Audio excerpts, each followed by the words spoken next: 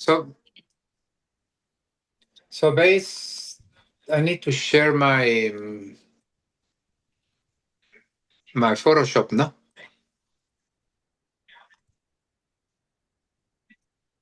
Oh, can you do that? What are you trying to try it do? again. My apologies. I forgot to set that up. Try sharing that again, Rodrigo. It doesn't open. Let's see. Yeah, you're clicking on share right at the bottom. Yeah. There we go. There you go. So what I was just thinking, what we can take a color image and just combine that, or just So you trying had to. done this presentation for us earlier. We just didn't record it, right? Yeah. So what we did last time was different, different things. I just don't remember, but was a little bit. Let's see. I think was adding the hydrogen alpha into a color image with the Photoshop. So, for example, I have an example here. I'm just gonna open this. Yeah.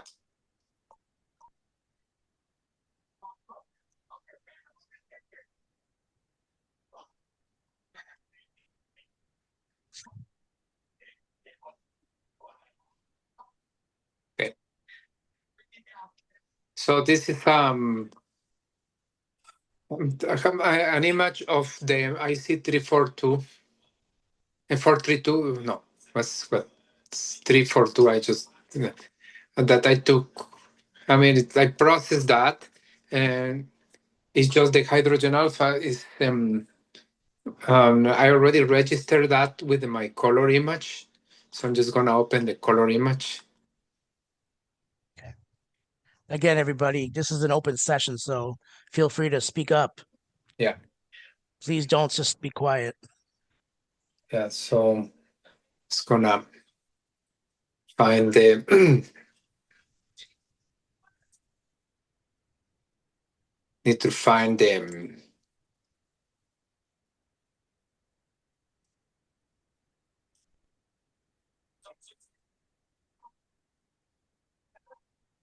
Yeah. And see. Okay. I think it's this.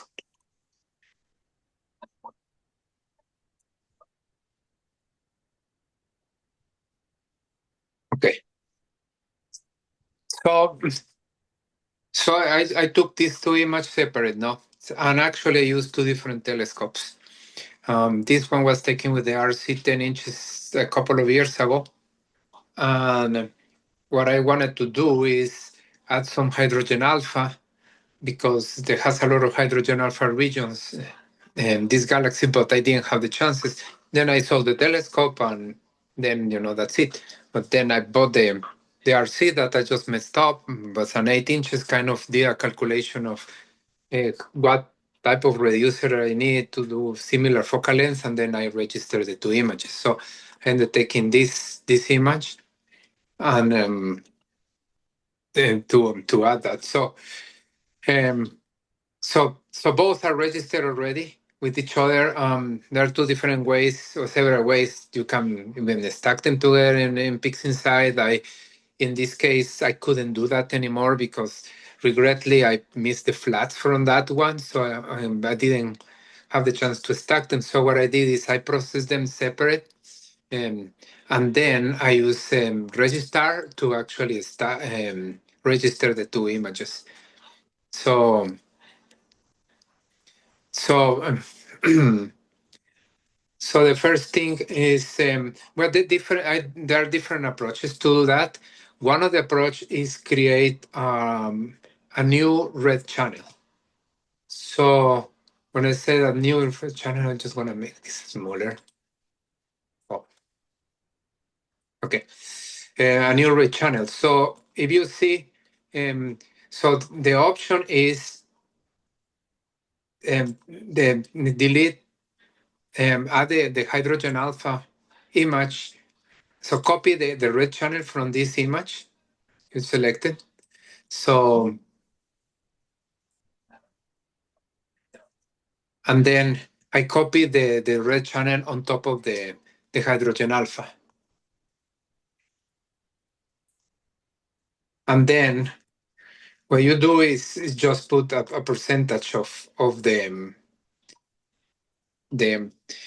how much of your hydrogen alpha you want and how much of the red channel you want. More of the red channel you put, bigger the stars you get. So that is very useful if you are doing nebulas, for example. And here in the galaxy, that maybe it's a little bit different, but so in this case, I can do I would say maybe adding 20% of the or the red channel into the hydrogen alpha, so to create the new RGB, the new red, sorry, the new red image. So Rodrigo, beautiful, beautiful images, Mike here. Just to be clear, so layer 1, that's the red channel from the RGB image. Yes, that's correct. So I went here, go to channels, and I just select the red channel. So suppose when becomes very, very much more obvious is you get certain nebulas where, where you don't have that much red, you have very strong hydrogen alpha and the red is not that strong. So that you will notice in here, because it's a reflection, we get a lot of other wavelengths too. So,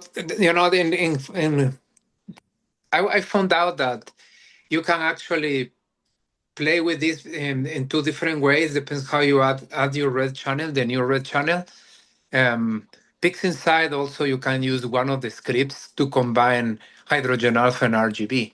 So this is what I have been using. Sometimes it works better in galaxies, but there's different approaches. I think the product must be the same at the end.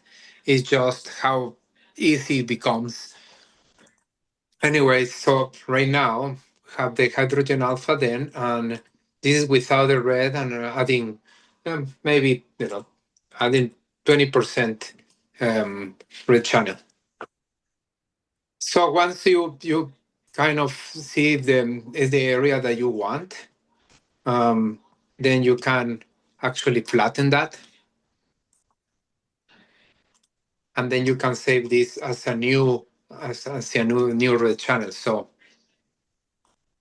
I put just new new new art channel just to put that.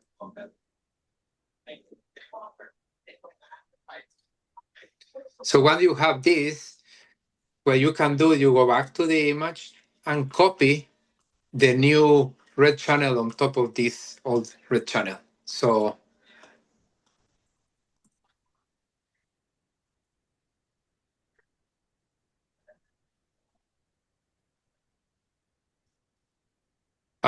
what I have noticed is sometimes you get messed up with the colors. And I also noticed sometimes in PixInsight, the colors are off. So the first thing that I do is um, just try to fix that by in Photoshop you can use Hasta la Vista Green, for example. So if you use this one, I don't know, you download that from last time that we discussed that from Deep Sky Colors. So if you do that, you are gonna run this. You go to filters. I have it here. But what I do is I duplicate the layer by just dropping it here, and then I switch the blending mode to color, and then you apply that. So you can sometimes the color is off in this one. Sometimes it just takes a little bit more time to fix that. So I get rid of the green, and then I have to play a little bit with the different colors and see. So sometimes I have issues with this one, and that's why I think the nebulas are a bit easier to do that, but let's see. It takes me a little bit of time to actually fix that. I think Suresh, you told me last time that you have similar issues when you are the red channel like that, no? Yeah, I get goofy colors, turquoise, Yeah, a strange blue color, almost like a pink color. yeah. So So sometimes I got this galaxy, when I add the colors I'm gonna show you. Um,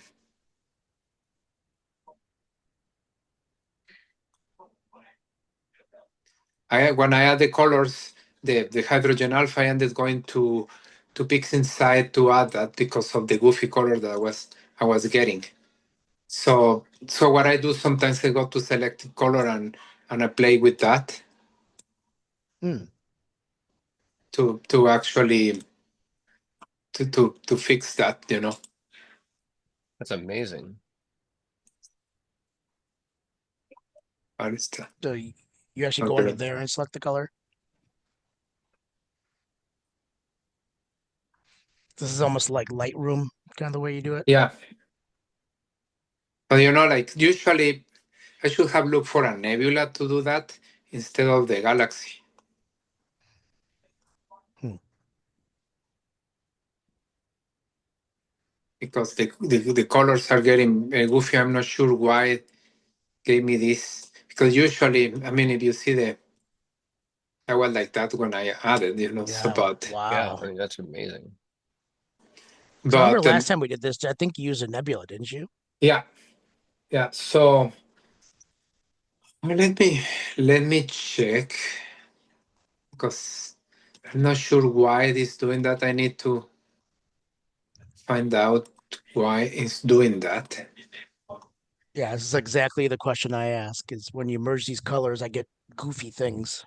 Yeah, and just seems like it killed the yellows for some reason.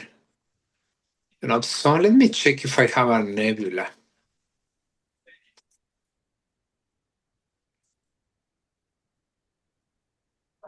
Let's see. Because I have some, like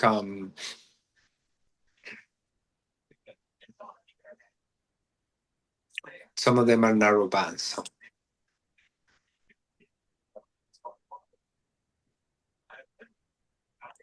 But, and I did that with N31, but I ended adding it with PixInsight also. Hmm. Let's see if which other nebula I can.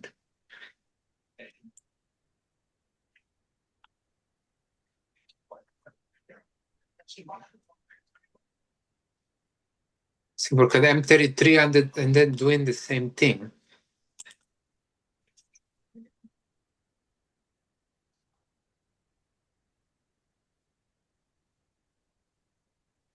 That was my.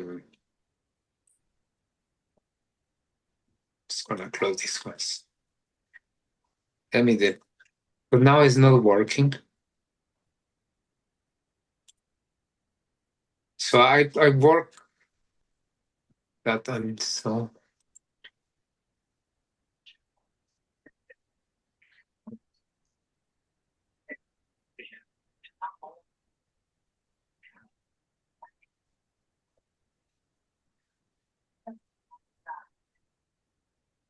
yeah. Remember,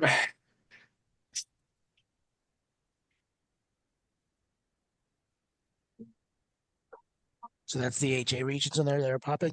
yeah. So these ones are the M33. All this one was just all the hydrogen alpha also. The problem is some of them I combine them with PixInsight because of the bad colors. But let me see if I am okay. Because some of them are narrowband.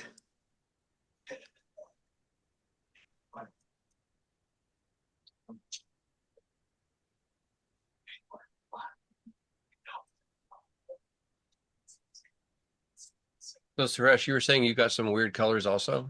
Yeah. Oh yeah. I don't use Photoshop for this because I'm nowhere near you guys' level. In PixInsight, when I try to combine LRGB plus luminance plus HA, I get weird colors. Yeah. And it's kind of preventing me from making that next step.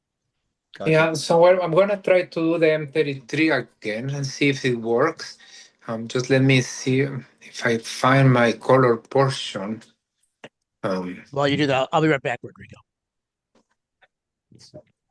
Because some of them, and like one of them, let's see, elephant trunk.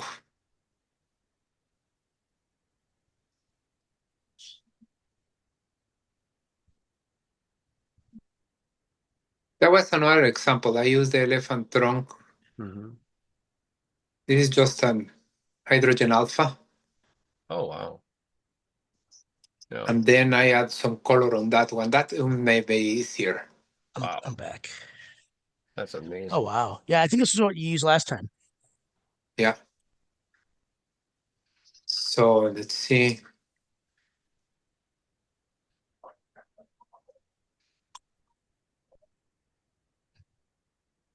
Because that one, yeah, I use the dual band for that one. So I should have.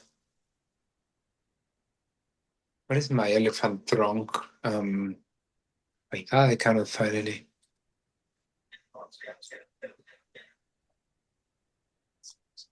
Gorgeous. I have one that I have the a color. I think it's the one that we use, but oh my God.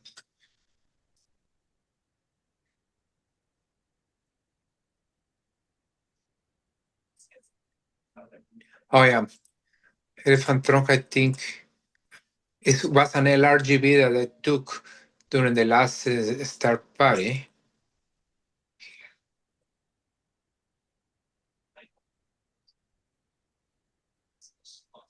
The horse.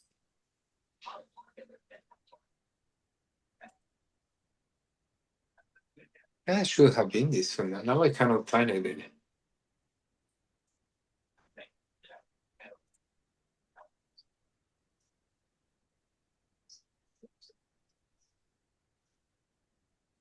Sorry.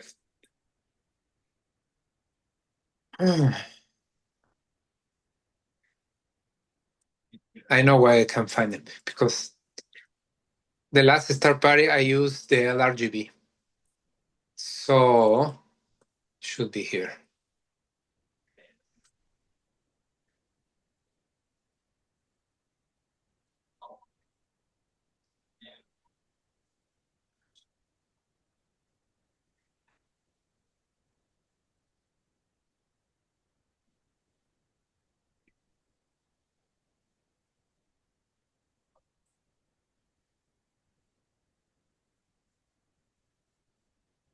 Sorry guys, I can't find this stuff now.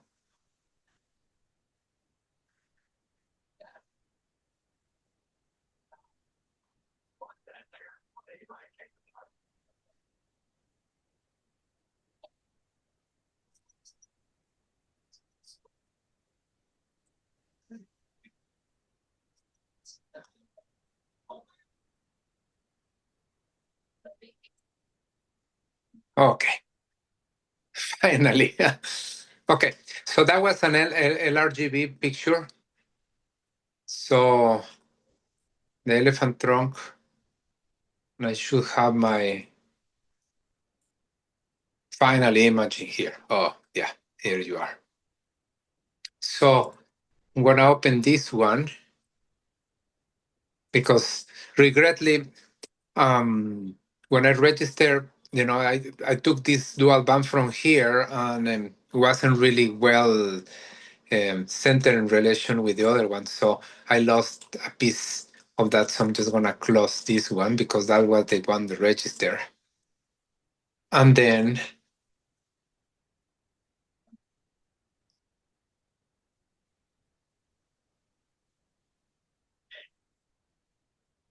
looking for the... So that this one is the...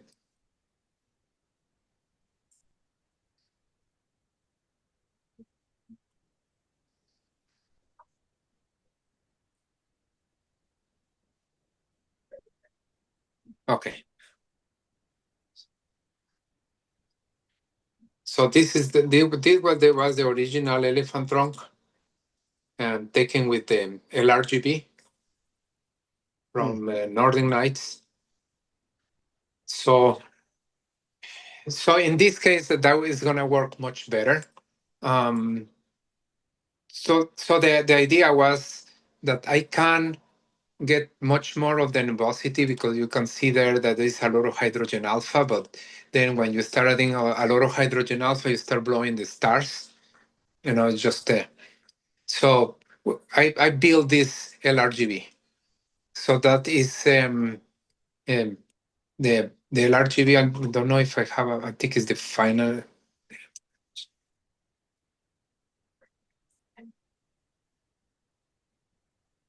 LRGB.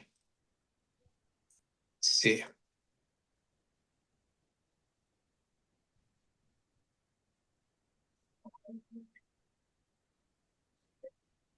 Yeah. Okay.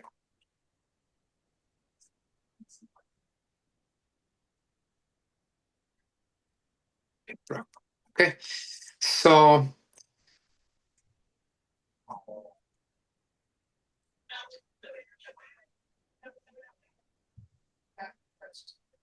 this is my LRGB, of course, and it will need much more. Like I did a lot of more process. I'm just going to show you the final image here, but we will go in there with the. So this is the way that will look at the end. So what I did is on this one I added the hydrogen alpha. The idea is will also help to reduce the stars. Of course, there is you can use blur exterminator and so on to do that. But so we go back to exactly what I was doing the last time. You get the red, and then just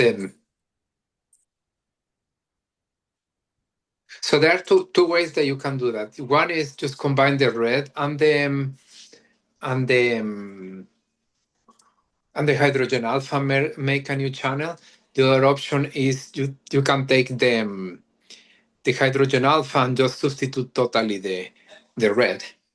So this is but then we're gonna just create the new channel here. So it's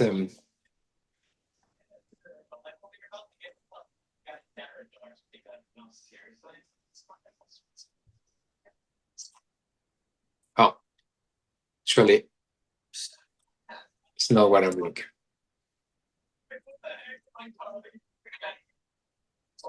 Here.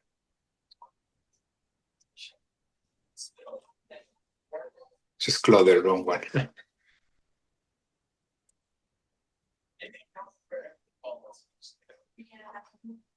Okay. Hopefully it's the one that's the register. Yeah, looks like that. So we're gonna go get the red channel.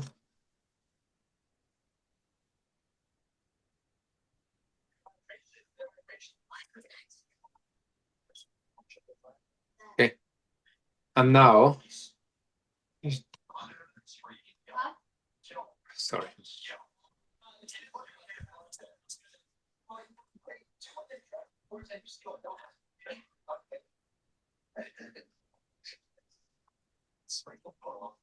So you get your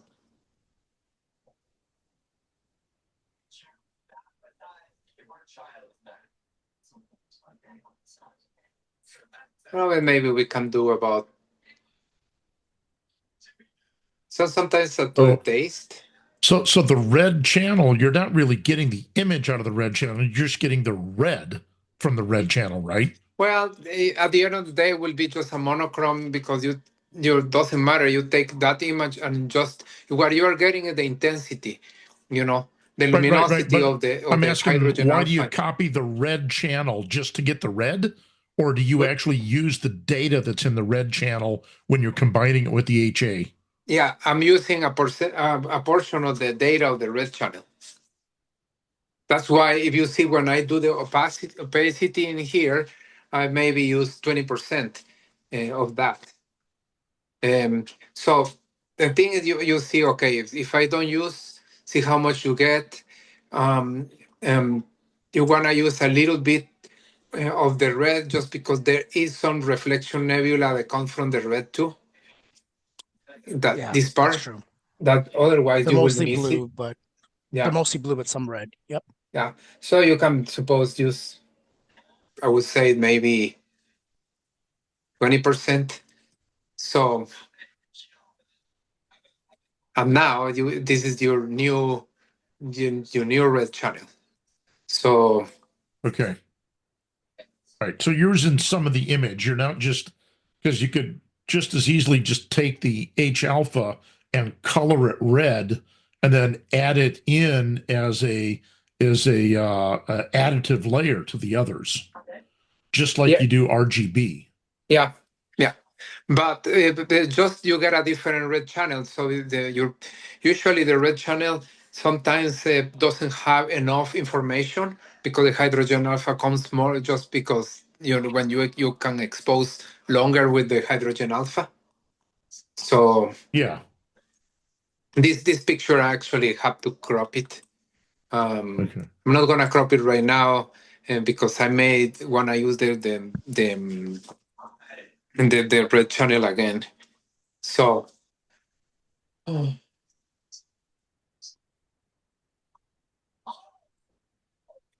so let's see if I gonna fix the color first.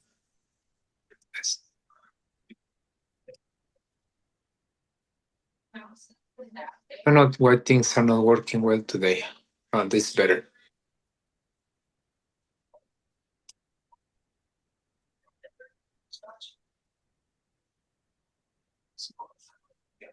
Just gonna crop it. I didn't want to crop it for a reason because what you can do is take your hydrogen alpha also and um, use it as a luminosity layer too. But just for demonstration right now.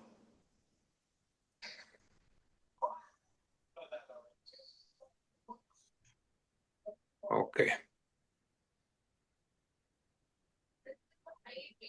Get some of the green out.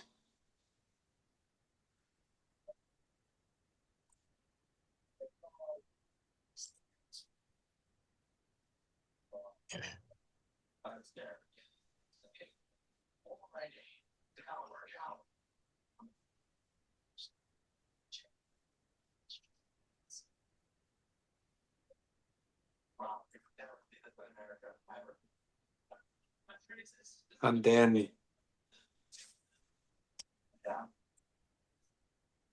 so the colors are a bit off. You have less green, more blue.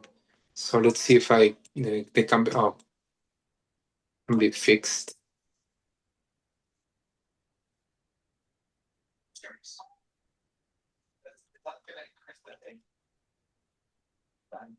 Okay, better.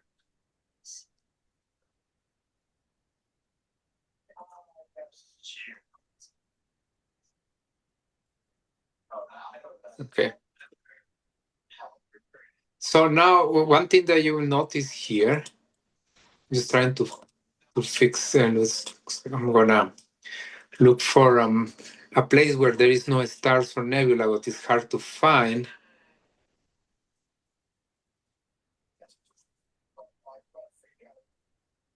Yeah.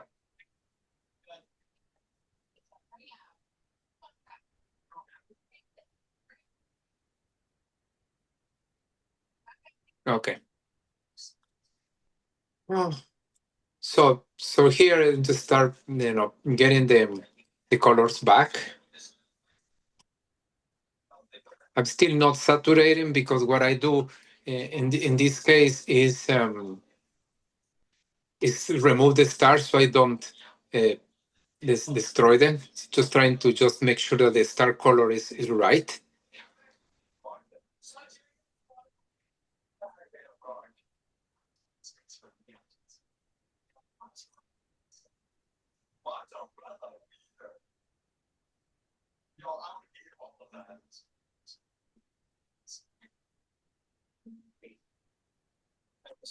Okay.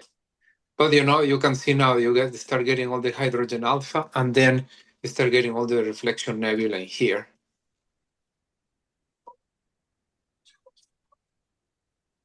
And there is different tricks that they're gonna show you that you can also improve the color. But one of the things I do is I start removing the stars.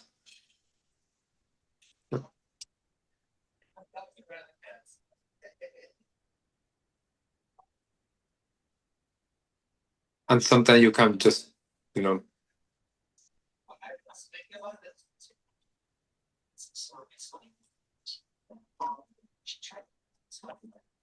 okay. So you can see compare with how it was before. The elephant trunk didn't have too much, some oxygen and some details. So what I did is I put all the details from the hydrogen alpha. Now I'm here. And then nice. one thing that I do, I'm gonna show you. I wanna remove the stars.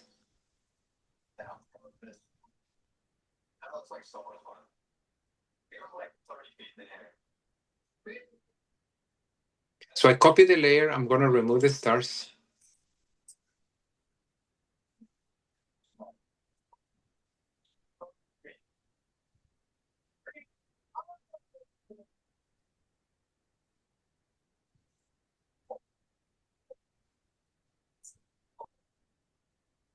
There used to be another option. So there is another option in here that you can take your new channel red and use it as a luminosity. So instead of substituting the red channel, I can just put it on top as a luminosity layer. I'm going to show you. I will have to reopen the image because I actually cropped this one.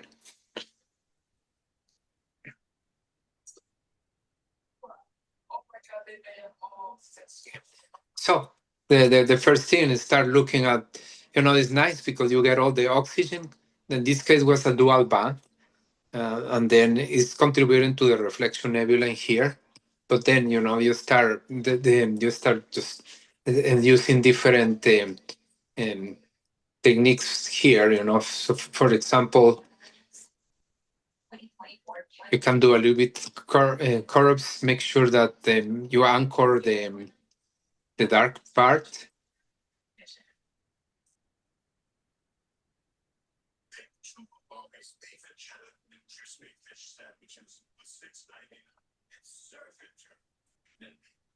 So you get a lot of more details.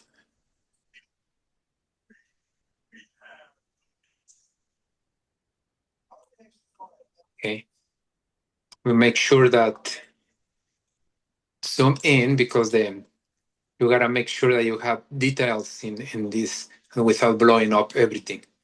So you may be able to make it a little bit more sharper. So the way that you do that is, for example, we're gonna duplicate this layer. I'm going to open a layer mask. I'm gonna sharpen this filter, and then usually I like to do is use a smart sharpen, and then suppose I'm gonna go in here.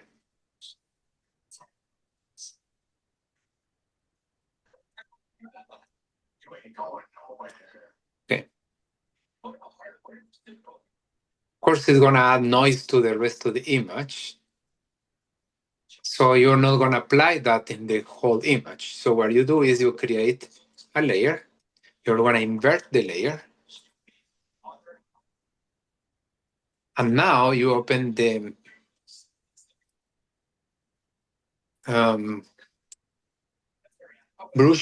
brush tool, and they just apply for now. Just apply the area that you like. Actually,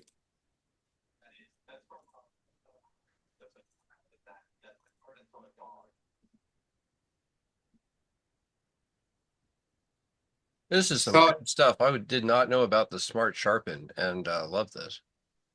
so the thing is that there is a point that the difference in a picture is the small details. And this is what helps you to just check these small details.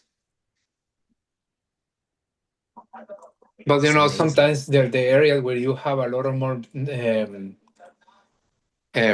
signal.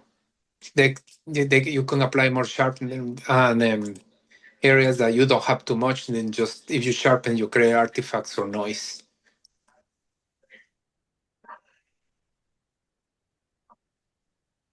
Suppose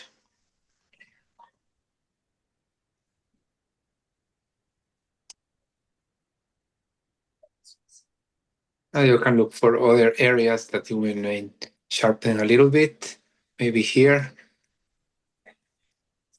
If you see the layer here, is showing you the right area.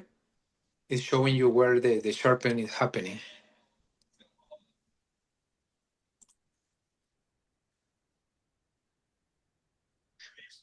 You can do it and do the same thing with color.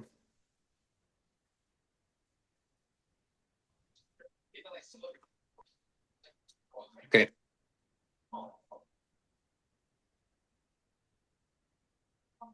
Then suppose that you are okay with the sharpen merge, and then you look for the next, like what else you can do, because you don't want to stretch anything else with stars. So what else you wanna do? Maybe sometimes I like to use these actions and see what it does. So I like to do the small structure. Let's see what a small structure will do. So then it becomes like, well, it's too much. It's to look artificial now. So we're just gonna change the opacity and maybe use 25%.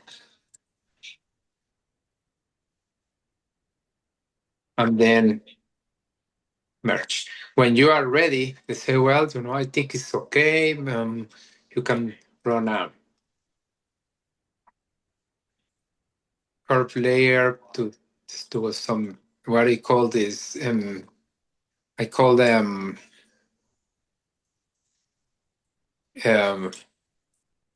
contrast.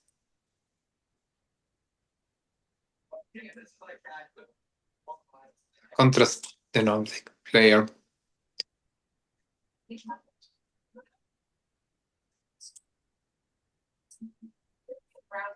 Okay. So if you think, okay, yeah, it's good, or around that. So now you're ready to put the stars. So this is the interesting thing. This is what without this, which is the stars. So what you're gonna do is put a layer in here. We're gonna copy this one. And then Alt click and edit paste. And now you're gonna invert that. What it's doing is bringing nebula in front of the stars so the stars look smaller. So what you gotta be careful is when you do that, make sure look at around the stars, make sure that they don't have any halo or anything. That's very cool. Beautiful. So, and what it does is pulls all the small details of the nebula. You can, of course, change the layer and darken it, and then pull more of the other one, or lighten, and the what it does is pull the nebula and pull the stars. But now the stars are much more stronger. So if you see the nebula as you work it, but the stars, the brightness of the stars is there. However, if you use a normal layer, then you hide your smallest stars and the nebula pops up.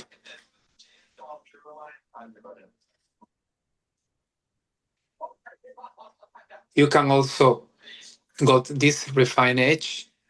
So I'm just going to show you where to get that. Click on the mask, right click on the mask, refine edge, and then you can do some adjustments in the layer. For example, it's going to make it bigger. Gonna make it bigger because I want you to notice. Again, what I'm trying to do here is trying to get all the small details popped. Of course, you got some noise, and you can or look at you don't have artifacts and things like that. That's incredible. So let's see. I think the stars look pretty good. So let's see. We go to refine edge.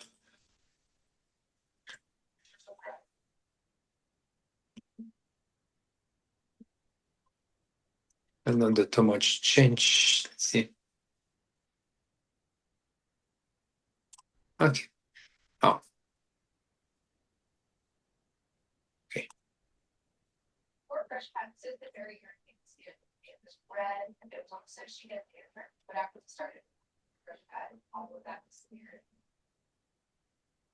Some you can.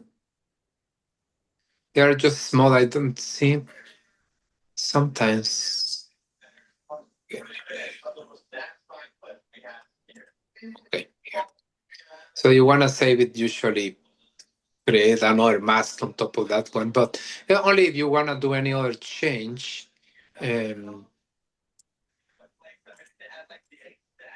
Like if sometimes I just look at how the stars are changing.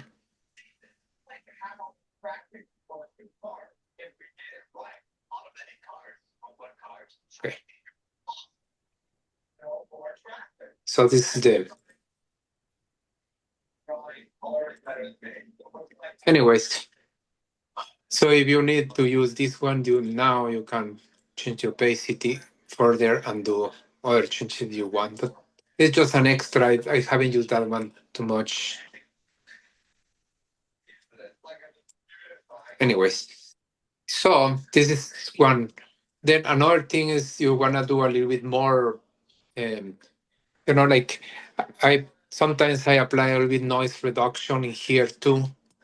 If you like the way that it is right now, then you flatten the image, and then you can suppose enhance some of the reds. So one option that you can do in the color portion is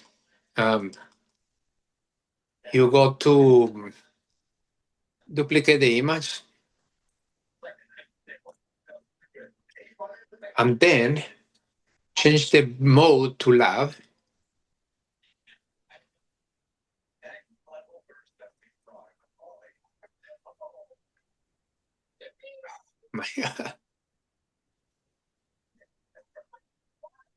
So you go to lab color, look at the channels, and then you look for the A and the B channel, that is the red and the blue.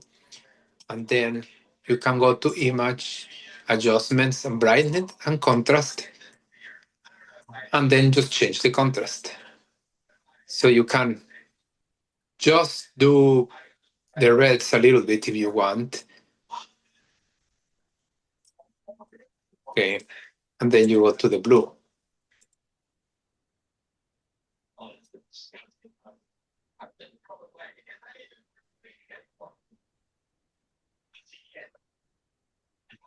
Okay. Then you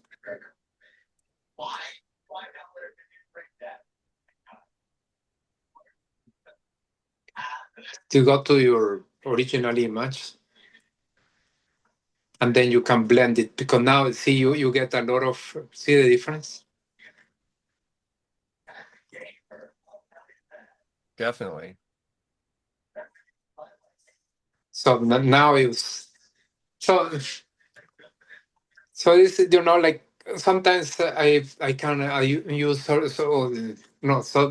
noise reduction, but at that stage you gotta be careful so you don't destroy the details too. So this is basically what I did.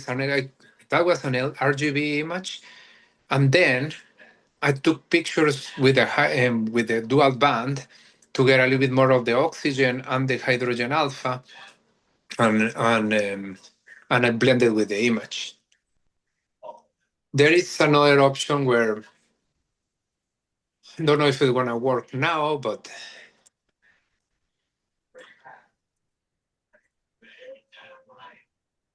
I'm just gonna flatten this image first.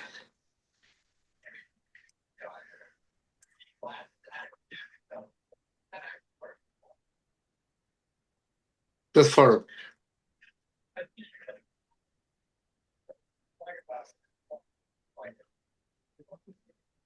yeah. So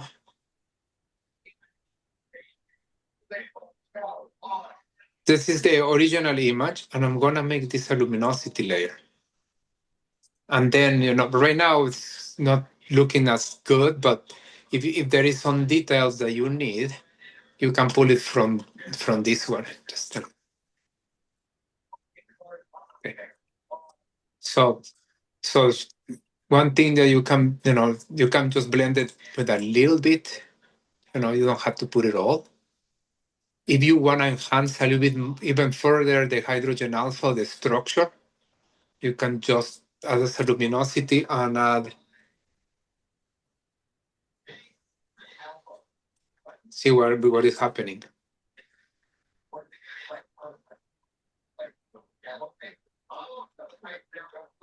You want to add a little bit more data there from the hydrogen alpha. You feel like you are missing something.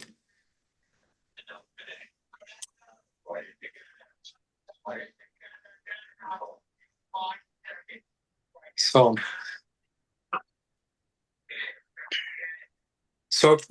if you see what is happening is you are applying hydrogen alpha into waste. I'm adding a little bit of hydrogen, a little bit of the red in the hydrogen alpha to create the new picture with the hydrogen alpha incorporated in the red channel. But because you may want to still add a little bit more information from the hydrogen alpha later on for enhanced detail, assuming that you get a lot of more hydrogen alpha and there is a lot of structure that you want to pull. So you can use this and add as a luminosity just to enhance the hydrogen alpha channel. In this case, because it's a dual band, I'm getting a little bit more in this area too. Otherwise, you won't get that. So you can add as much as you think that will make the difference. Hey guys, can you guys mute? Somebody's got a TV set in the background.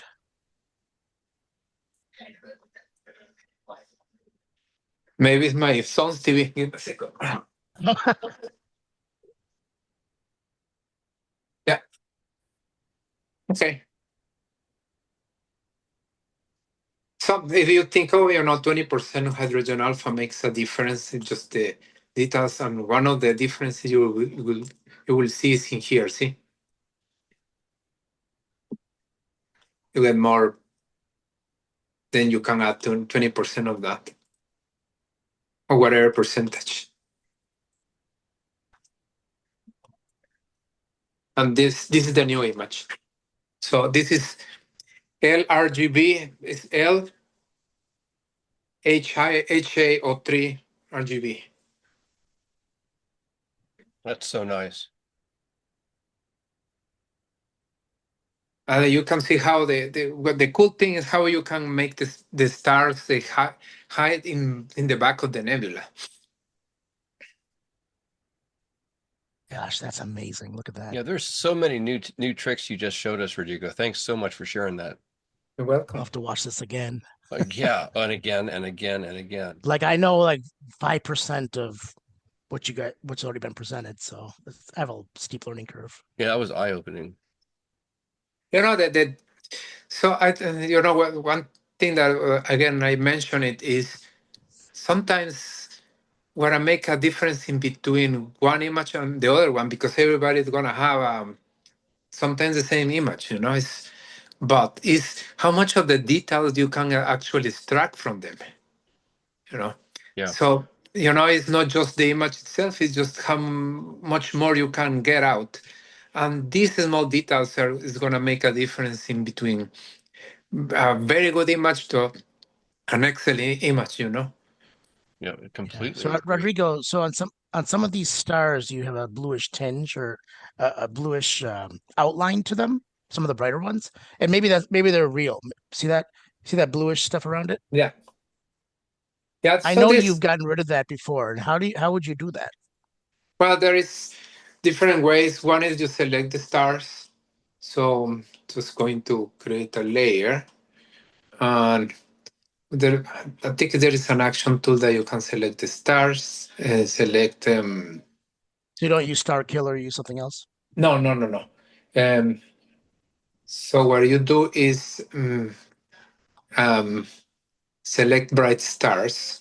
So Right there in are the middle. different ways. I'm gonna just select Select brighter stars right there. yeah, Yeah. here.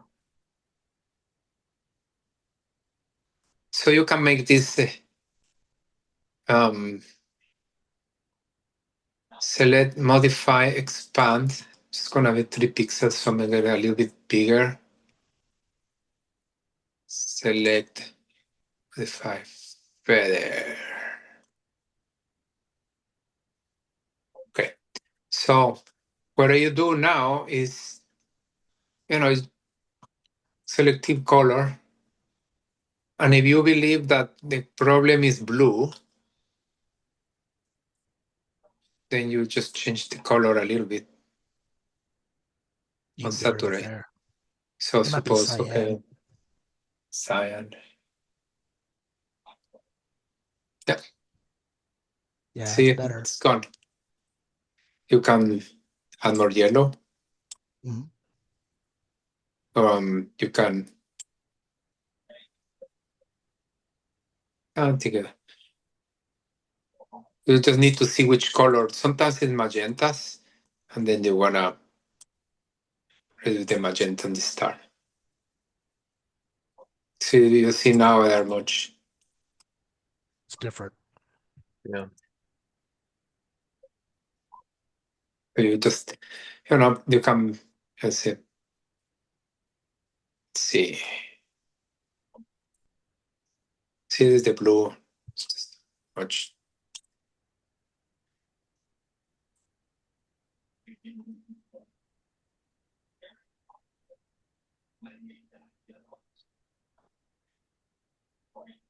Yeah.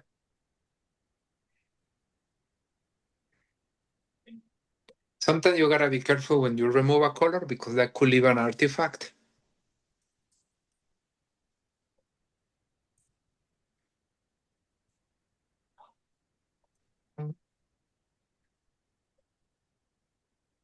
Yeah. So you can do it that way.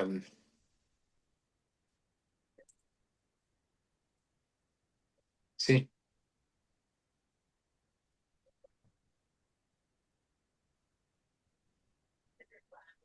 The interesting thing, you always create a layer and you can change the opacity of the layer so you don't destroy the previous image if you don't like it. Hmm. Yeah. So it's and then you just save that. Close this. We start from there to here. You know, you always can change also. You go to selected color. Suppose the red is the main one. you can do some modifications to the red. Are more magenta, for example. Or take more magenta if you think that is too orange. So sometimes when you think about colors, it's like, okay, what is orange made? Oh, has yellow, a red. So is this too orange? Maybe I have to take some of the yellow.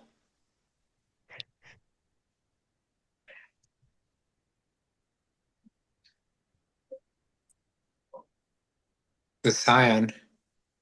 But so the interesting thing is here, for example, you are only changing because the red is not pure red. It's adding a combination of different colors.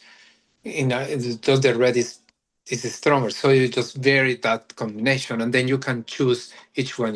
Like, okay, I'm gonna go to blue.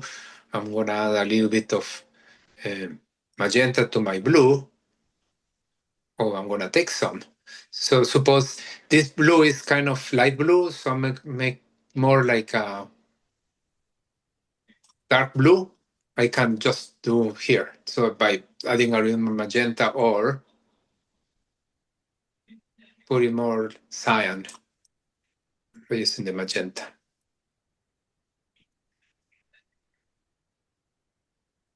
course, you gotta be careful not make it weird. But then you start pulling a lot of other details here that you didn't have before. See the difference? Then you just merge that.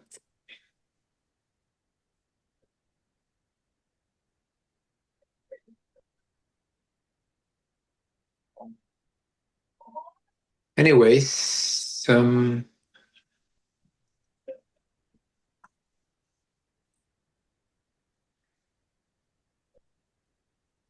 Rodrigo, I had a question going back away. This is just absolutely beautiful stuff. And you had an H alpha image, yeah. and you selected the red channel from it, and the red channel was red. And when I do that, my red channel is gray.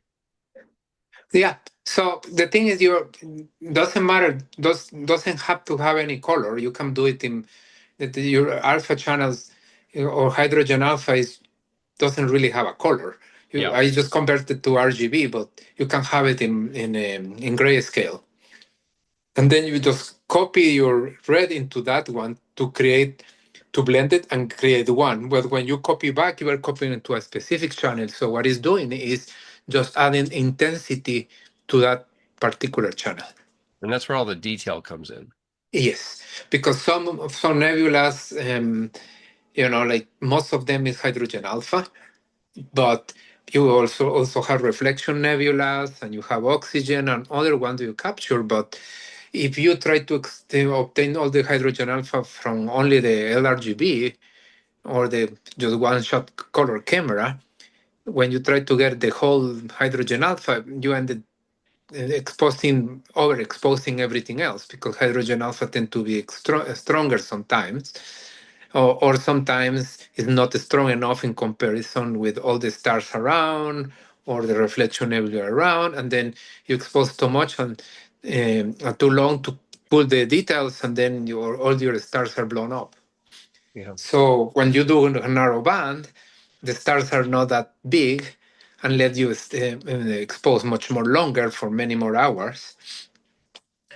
I would say, well, and you can expose many hours, but I mean, expose more longer. Like I could do 5 minutes with the rasa and hydrogen alpha, but if I do color, I only can do 2 minutes or 90 seconds, because otherwise my star will be totally blown up. Interesting. Yeah. Okay. Thanks for that. Anyways, so I suppose that you don't like too much this, you can always blend, maybe a 50-50 blend. And then say, okay. So I know that some of this stuff can be done in a PixInsight. I just don't know how. But I know that it's possible to work with different colors separate and change the stars, and it's just I find it easier here. But so sometimes Yeah, I there's a do all the color work in Photoshop, and I do the bulk in PixInsight. yeah. Phil could probably add there's multiple ways to do this in PixInsight. I would do it using curves. I do everything in curves. I've just Yeah, gotten used to it. You can do all of that in one tool there. But Phil probably knows about 12 different ways to do that. You there, yeah. Phil? I am just had to unmute. Yeah, it's super cool. I mean, this isn't my workflow. I don't do Photoshop. I do PixInsight. But yeah, it looks beautiful. I have to admit I'm just like fully lost because I don't. This isn't my workflow. But Yeah. it's But it's it's but interesting to see how other people do stuff.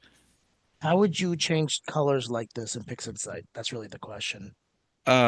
Well, I guess a Like I was couple saying, I ways. use mask. Yeah, I use mask, but Yeah. I know there's So let's see, selectively you can do like color masks. That's a nice easy way to do stuff. There's at least a couple of them. Like Bill Blanchard had a bunch of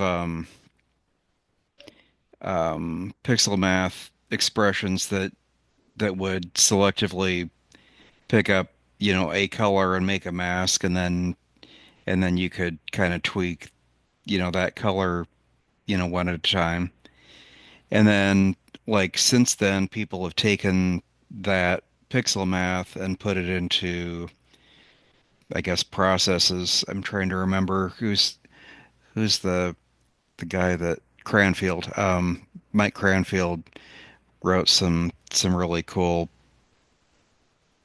um, processes that are available now, and so I think it's called Color Mask if I remember right, and you can just like pick a spectrum from a from the menus and things, and it'll make really nice color masks of anything you want. That's how I would probably go about doing it. But Sounds difficult. I guess you gotta use to maybe you can show us how to do that in PixInsight next time. It will oh, be I don't cool, know. Yeah, you know. Yeah, and I think it's because sooner or later, Photoshop is something that somebody give it to me, and I have an old version, in version 6. But otherwise, you gotta pay monthly for it. yeah, yeah. That's why I don't have it. Yeah. So eventually, I will run out of the free version, the version that I have if my computer breaks, or the guy who gave it to me stops his. Um, well, he does. I mean, he gave me one license because when he bought the Photoshop, he was a teacher, so he gave like several licenses. But this doesn't exist anymore. So sooner or later, the Photoshop is not going to be supported for any operating system, and then you gotta put the new ones, and that is the problem.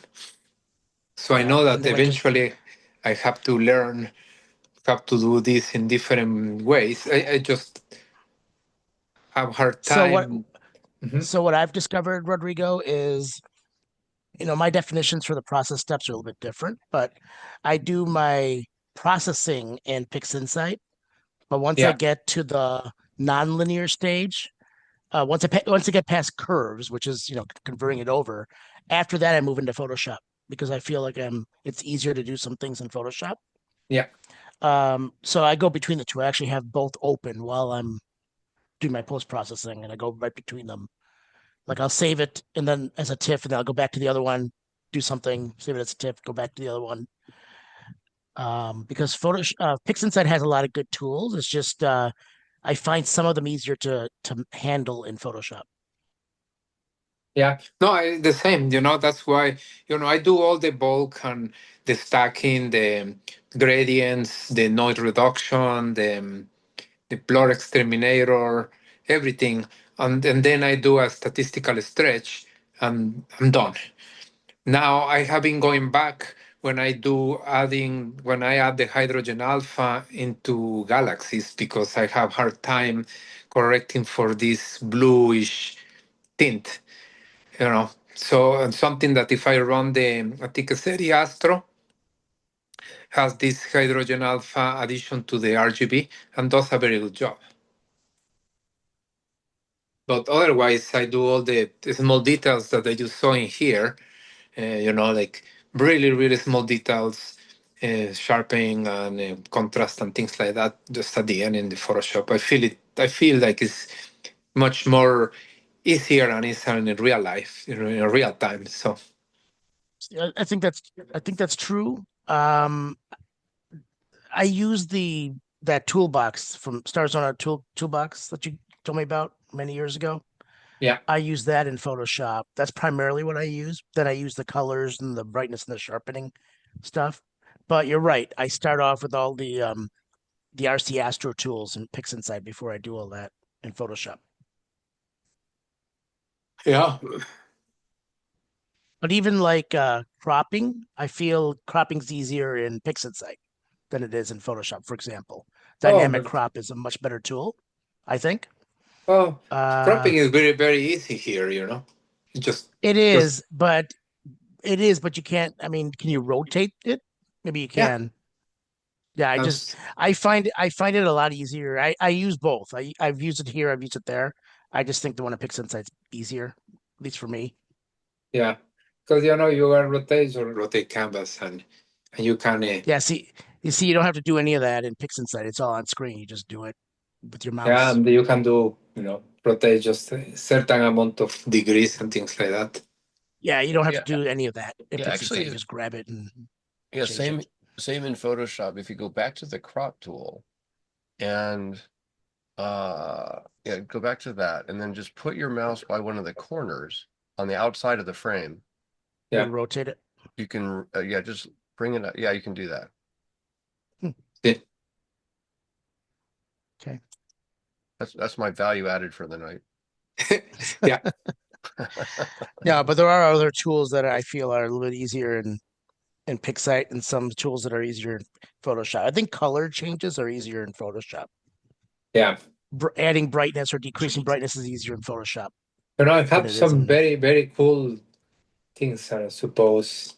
the key in PixInsight that people should know is it all comes down to how good you have your mask.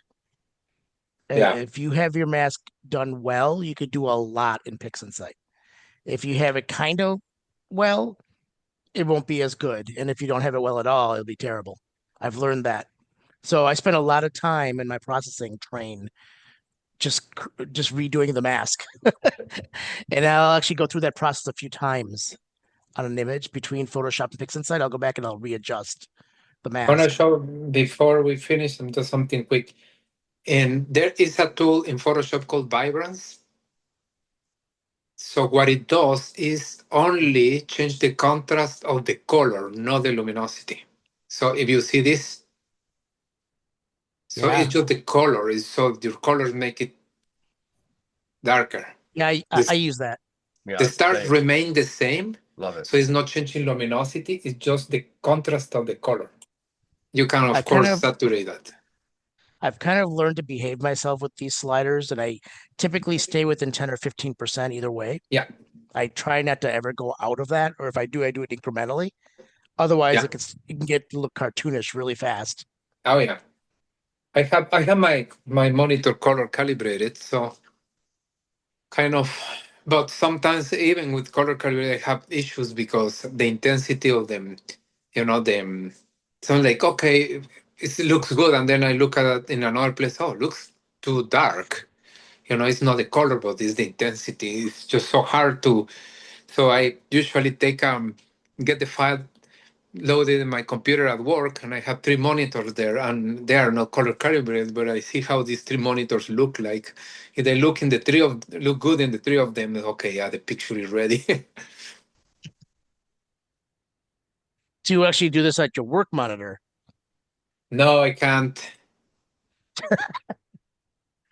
I suspect Phil does. I think Phil does. In between YouTube videos. I have three monitors. I'm not allowed. I have to send a picture by email to be able to open it in my work email because everything is locked in that computer. I can access internet and Astrobeam, but I cannot access personal email accounts or things like that, forums or anything. So they don't let me add any program or anything. I mean, the computer belongs to work, so of course. Right. Do you have to go in the office 5 days a week? Yeah, I go 5 days a week. Oh God. Well, I go because I don't have anything too much to do at home otherwise, you know. Yeah. I think Phil does too, right, Phil? Don't you go in 5 days? I think Phil wandered off. Anyways, I think Alan left too. so. This is with the color, you get a little bit more detail here. It's not too strong. I mean, you always can back off in the hue and saturation and desaturate. Usually, I don't use this command for hue and saturation.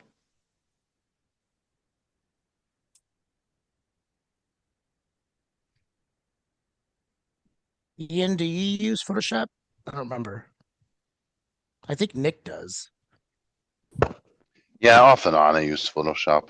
I've learned a lot right there. I mean, that was also really cool stuff. So Do you have the current version or do you use an older one?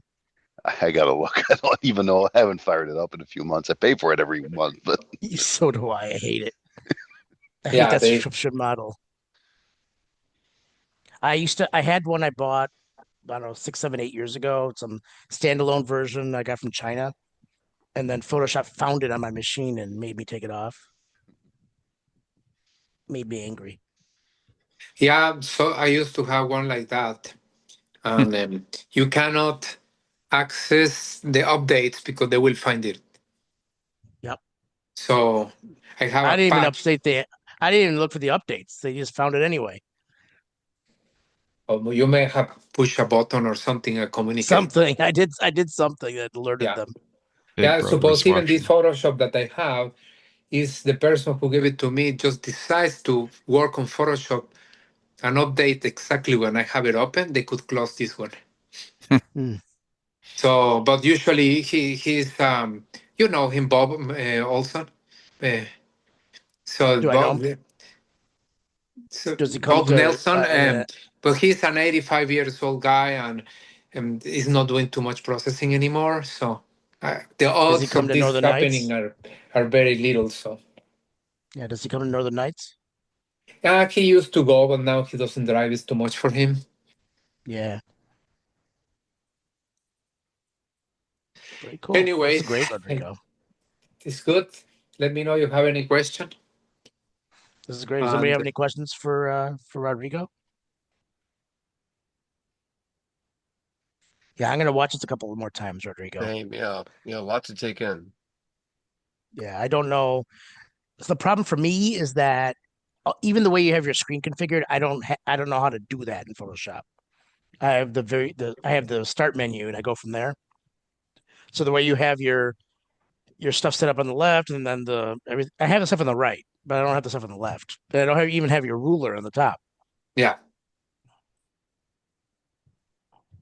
you have to view and then just shows here. You Ruler? create Okay. ruler Well, I could do that. I'll and just do then that now. extras, you know. Yeah. So I'm like really basic with this. No, it's really neat to watch someone else, do something like this because just a ton of big and little things all along the way that were new and super helpful that I've got I think 6 pages of notes so far. And Wow. this has just been really great, Rodrigo. Thank you. You're welcome. Well, I have to go need some dinner, but I'm glad you guys got something. Thanks, Rodrigo. This is great. Thanks for doing this again. Thanks, Rodrigo. Thanks, Have a, Rodrigo. have a good night. We get Let's so stay in much touch snow, about. like snow for 3 days in a row. It was horrible here. Yeah, it's gonna be below zero the rest of the week here. Yeah. I cannot even So test my telescope. So no, I brought my telescope in from the garage because I didn't want it to suffer outside in the yeah. garage. So let's stay in touch about your mount, Rodrigo. Sure. Okay. Mike, do you want to stay on and go over the editing stuff? Yeah, let's do that. All right. All right, guys. Thanks. Bye. Bye, everyone. Bye, guys. I'll right, stop. Mike, I'll so- go ahead and stop the recording. No, you might want to keep the recording just for now Oh, because I might have sure. to watch it again. Oh, sure. So let me share my screen now. Okay. That was some Well, great it's up stuff. to you if you want to stay on. We're just going to go over how to trim these files. Oh, did Phil leave finally? Yep. That's just you and me. Okay. So I think I shared the wrong screen. Well, let's see. Shared the wrong screen. Stop share. Share again. Let's go with screen one. Share. Can you see my desktop folder listing here? Oh, there we go. Oh, there Yeah. it is. There was some kind of delay, wasn't there? Yeah. I don't know why I don't see that. Still don't see it. Do you see it? I do. Yeah. Desktop download I don't- documents, pictures, drone files, geology. And now you should see like an ADM accessories screen. I just see your desktop. That a bunch of Yeah, folders and. it's not doing it. Oh, there we right. go. I see a dovetail bar for Celestron. Yeah. Okay. Right. All right. I'll put it back to where it was. Okay. So I have these files somewhere. Where'd I put it? Here they are. So this is you. This is the one that Phil did, and this is the one that you did. Yes. And the problem for you, you told me that you were able to upload these straight away, right, with no issues. Yeah, I mean, I won't say it's like a professional account, but I've definitely got a YouTube where, like, I don't remember. So yeah. So I have this. This is what I have. This is what I have. Okay. I don't know if it's not definitely not a professional account or anything like that. Yeah. So I tried uploading using let's see, how do I do this? Create, upload video. And then I think I ran into the 256 issue here. I'll try yours because it's smaller. So let's try yours first. This is the process you use, right? To Yeah, upload? exactly. Yep. Okay, so here it is. And then this is where it go. Do you click on anything else in here? Sometimes I'll add a description. I'll say, no, it's not made for kids.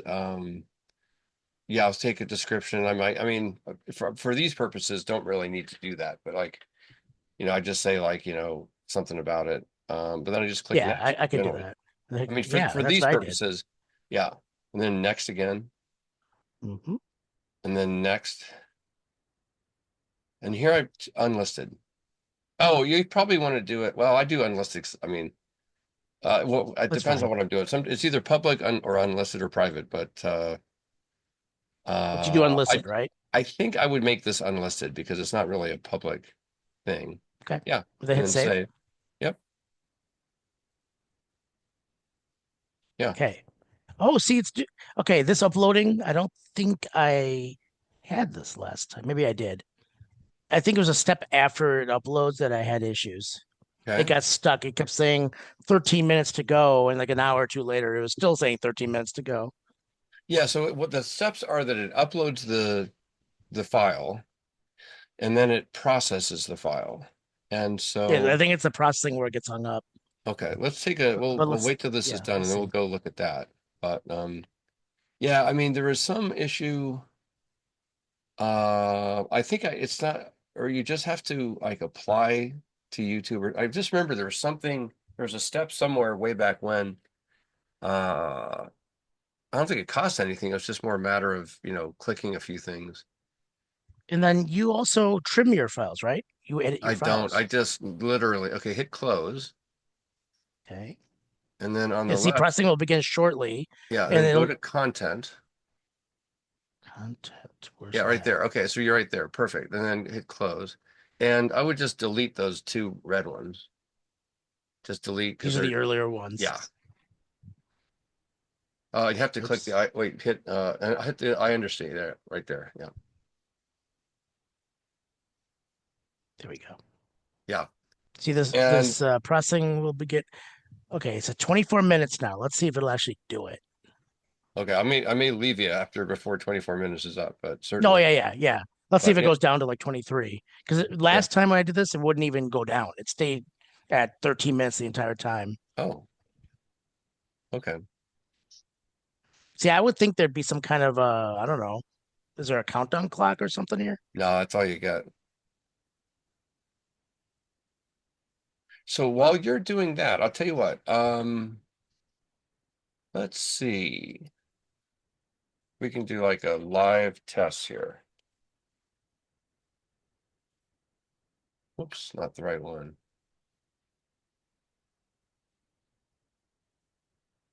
Okay, so that was Oh, 23. So 23, it did change. Yeah.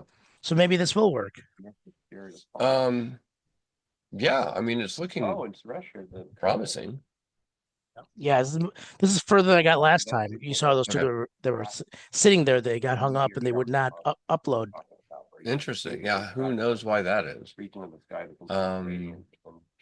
I hear something in the background. Is that on your end or my end? Probably my end. Okay. It's very clever. I was just like moving my mouse around and stuff. But No, I yeah, hear a I mean, I didn't conversation. really do anything in particular to them. And So I've got to learn how to edit these things because, it's usually 5 or 10 minutes in the beginning. We're not starting yet. And, there's certain things that, I can cut out to make the file shorter, etc. okay, And so I've gotten decent at DaVinci, okay, DaVinci Resolve, okay. which is this thing. Yeah. But I use this for my Eclipse stuff after the Okay. Eclipse last year. Yeah. And I'm just out of touch with it. But you can do that here.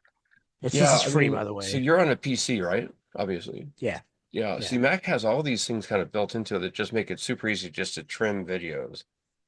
Oh. And so are you a subscriber of Adobe? Yeah. And so you get Photoshop and Lightroom, but is that it? Yes, I have the basic, the Okay. $10 version. Because they have on the full package, they have a Premiere Pro, which is I know. Yeah. I know. I looked into getting that. It's some ridiculously high cost for it's me. like 50. Yeah, I mean, I use it almost like weekly at least, but Yeah, I don't. I would use this like 10 times a year. yeah. So it's not worth paying I think it was like $40 a month or something for that. Yeah, I think it's 50 a month but I mean, there's like a audio file and yeah, I don't know of any video trimming programs for PCs directly. So Vault's told me about, and I started messing around with this. I think I have it on here. Maybe I deleted it. Let's see, what do you call it? He called it KD and Live. Okay. Rare. Yeah, I've never used that. So that's one that apparently will trim it. But I mean, it's got to I want to be. learn how to do it. I want to learn how to do it in DaVinci because I would use DaVinci for other purposes. It's a really good editing software for music, for videos, for anything like that. Well, I tell you what, just open that up right now. Let's see if we can figure it out. It can't be that common. I mean, the way I look at it is they make these things so like 12-year-olds can use it. No, I wouldn't go that far. not this one.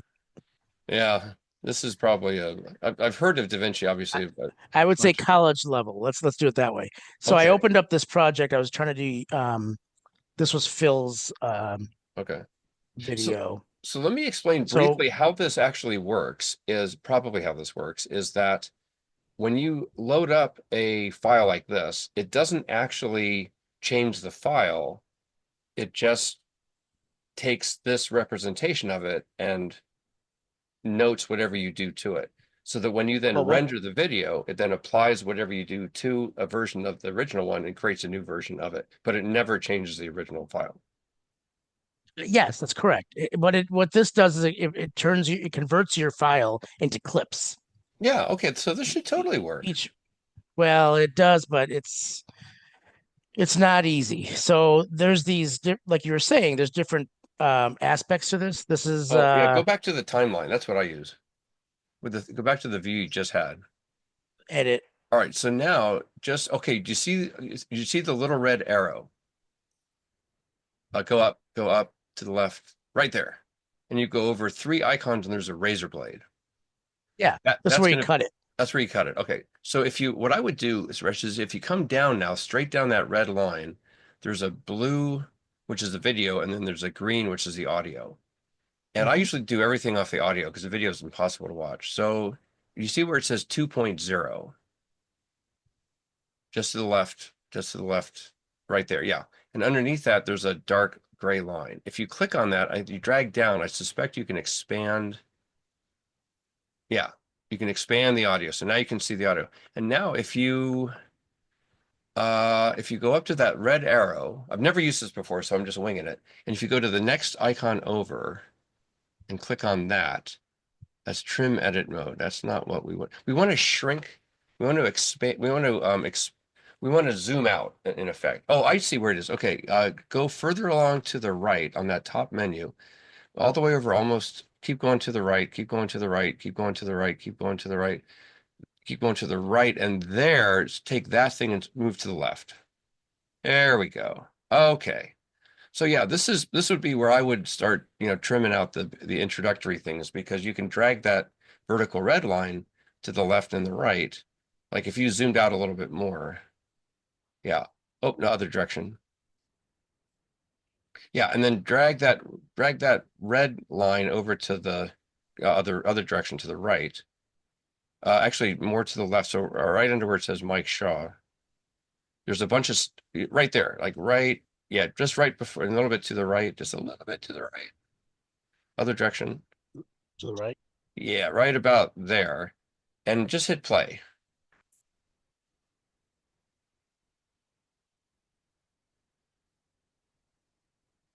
There we This is go. where I got hung up last time. There it goes.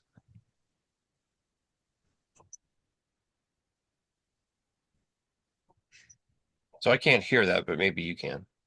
I can't. It's very quiet. Let's see. I don't Yeah. know why you can't hear it. You can't hear that at all? Not at all. No, it might not be coming through the audio. But this is how I edit my stuff. So if I have a situation like this where it's got some introductory stuff I want to clip out, I'll then, so if you, let's say that you want to, in this version, so go ahead and hit stop and drag the red cursor back to the left. So it's right before where the audio starts. So right under the right, yeah, a little bit more to the left. You can zoom in on that perhaps, or just, yeah, if you use the zoom tool in the upper right-hand corner, yeah, there you go. Yeah, and then you can move that just a little bit before there. Yeah, a little bit more, a little bit more. There's just a little space. Yeah, and then use the razor blade, and then cut right there. Just bring it over to the cursor, that red cursor, and then bring it down to the blue or the green line. Yeah, and then hit cut. And then do the same thing underneath that. So you cut both the That's audio. the wrong side, though. Didn't it cut the wrong side? It might have, but it should be. See, I don't think this is right. How do I stop this? Can you do like undo, like Control Z, Command Z? Yes. Okay, so go back. So I think what it does, Roesch, is it snaps to the red line. So it may be an invisible cut. So if you bring it back to the, if you bring the cursor down to the blue bar, the odd video, bring it over towards the red cursor, because it's such a common thing to do. It'll snap. Okay, it snapped. So hit cut. So go ahead and hit click, and then go straight down. Did the wrong side, I think, again, didn't No, it? I think it's in there, and hit cut again. Okay, now if you go back to the arrow, go back to the razor blade and go over to the left and click on the arrow. Yeah, that one. Yeah, and then there'll be okay, so that's selection mode A. So the keyboard shortcut is A. So click on that. And now click on both of those clips to the left of the red thing and hit delete. I click there. Yeah, or just click, yeah, and then delete. Yeah. Oh, that's how you do it? Yeah. Okay, that helps. And then you can actually go in and cut out those gaps if you wanted to. I mean, this is what I spend a lot of when I make my instructional videos. I go through and cut out the gaps. So because I like do a lot of that sort of thing.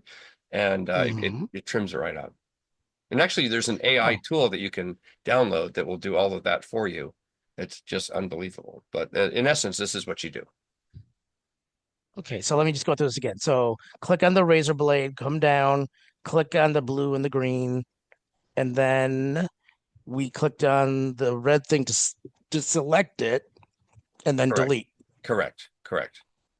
And you can do that at the end too. And that's the easiest way to, get rid of the extraneous stuff at the beginning and the end. And again, you haven't actually altered the original file.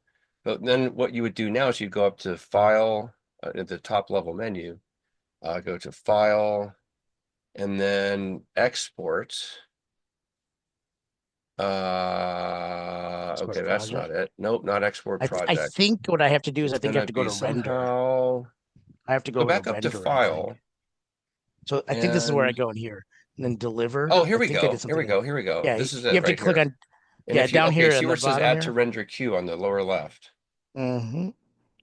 If you click on that, I think it will then, it says, where do you want to, this is the edited version of that file is timeline1.movie. So you could choose on your desktop or wherever you want to put it, and then it's going to create a trimmed version of the original file with that file name when you hit save. Okay, so it's saved. Okay. So that's simple, huh? All right. I'll have to mess with this. Oh boy. Thanks, Mike.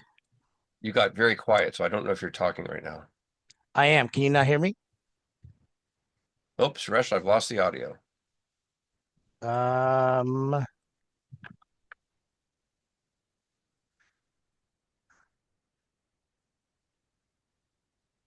you can't hear me?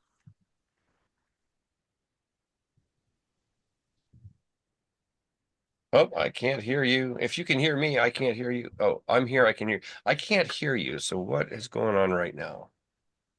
Let's see. Settings. What just happened? Audio. Test speaker. Ooh, my speaker is not working. Okay, hang on. Just bear with me for 1 second. I hear you fine. External headphones. Let's try.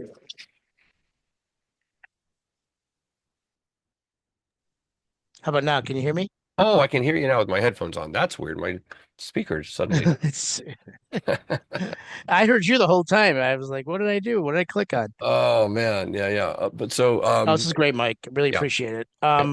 Yeah, I'll go ahead and mess around with this now that I have the basics. Great. And maybe that's all I need. But let's see where this upload ended up. Definitely. Let's see. It is at. It's done. Is it done? It's done. Yeah. So do I have to so I can click on it, right? Oops. Yeah. Oh, actually, So if you go back, actually you can do that. What? And if you see where it says visibility, and there's a little link underneath that. One of these? Keep going over to the right. Actually, if you click on those three things right there, click on that, and then get shareable link. And there you go. And the link has been copied to the clipboard. So now you can paste that wherever you want to paste it, and people can watch the video. So if I go back to here and go to my channel, well, it's already in your channel. Right? Yeah, it's already in your channel. So you could actually go to WhatsApp and paste the WhatsApp in the WhatsApp chat, and that will be the link to the video that's now in your channel. So if I go here again, I should see it. I just want to see it. So why don't I what is? I just want to see what's in my list of. Yeah. So nothing's published yet. See that? No. Hang on a second. Go to your videos on the left. Yeah, right there. There it is. Yep. So if you go to, for example, go back to the Zoom chat, our Zoom chat. Yeah, go back to our Zoom meeting. And yeah. I can't seem to get there. Let's see. I'm screen sharing. Can you see my screen here? My blank screen? I can, yeah. Okay. I guess I'm on my screen. What do you want me to do? Go down to the chat and hit control paste.